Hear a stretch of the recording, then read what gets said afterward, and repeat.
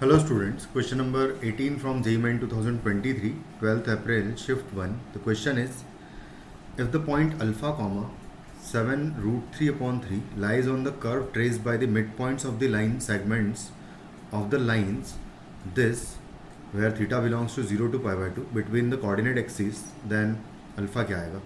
तो कुछ इस तरीके का सिचुएशन है कि ये लाइन है, इसके मिडिल पॉइंट को मैं h कॉमा के निकालूंगा, बोल देता हूँ क्योंकि इसका लोकस हमें निकालना है। इस पॉइंट को अगर निकालें यहाँ से तो मैं y का वैल्यू 0 पुट कर दूंगा, तो 7 अपॉन कॉस थीटा कॉमा 0 ये पॉइंट मिलेगा मुझे। और इस पॉइंट को अगर निकालना है तो 0 comma 7 upon sine theta basically इसका वैल्यू हो जाएगा। और अगर मिड पॉइंट्स निकालेंगे तो 0 plus 7 upon cos theta upon 2 का वैल्यू इक्वल टू h होगा, तो 2h का वैल्यू इक्वल टू हो जाएगा 7 upon cos theta. And similarly 2k का वैल्यू अगर देखें तो ये हो जाएगा 7 अपॉन साइन थीटा। सेम में बिल्कुल 7 अपॉन साइन थीटा प्लस 0 करेंगे डिवाइडेड बाई 2 करेंगे इक्वल टू होगा k। तो ये आ जाएगा, ये दो इक्वेशंस हैं।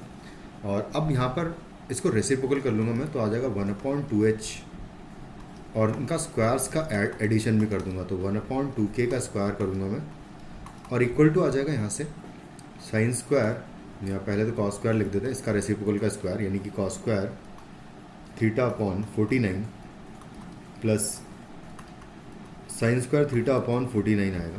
तो कुछ इस तरीके से आ जाएगा। बस अब यहाँ पर ये हो जाएगा 1 अपॉन 4 एक्स स्क्वायर लिख देता हूँ मैं और 1 अपॉन 4 वाई स्क्वायर लिख देते हैं, इक्वल टू हो जाएगा ये 1 अपॉन 49।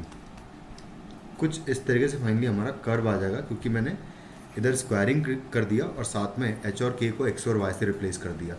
तो ये हो जाएगा हमारा वो कर्व रिक्वायर्ड। इसमें अल्फ़ा का वैल्यू निकालना है, तो यहाँ पर मैं ये पॉइंट सेटिस्फाई कर दूंगा अल्फ़ा कॉमा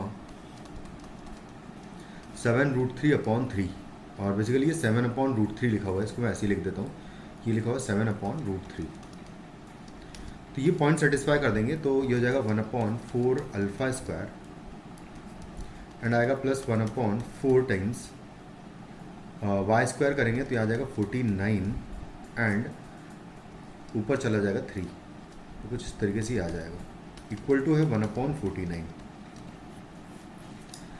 बस अब यहाँ से इसको कैलकुलेट कर लेते तो हो जाएगा 1 upon 4 alpha square is equal to होगा 1 अपॉन 49 एंड माइनस आएगा 3 अपॉन 4 इंटू 49।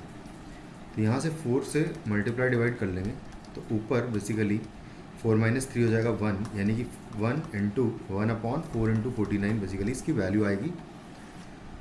तो 1 upon 4 alpha square equal to होगा 1 अपॉन 4 इंटू 49, 4 से 4 कैंसिल, तो अल्फ़ा स्क्वायर इक्वल टू 49 आएगा। तो अल्फ़ा का वैल्यू प्लस माइनस 7 आएगा। ये दो वैल्यूज़ पॉसिबल है, और क्योंकि सिर्फ थीटा 0 टू पाई बाय 2 के बीच में बिलोंग करता है, तो इसका मतलब हमारा जो अल्फ़ा है वो बेसिकली पॉजिटिव होगा। अगर अल्फ़ा पॉजिटिव होगा तो हमारा आंसर हो जाएगा ऑप्शन 1। Thank you.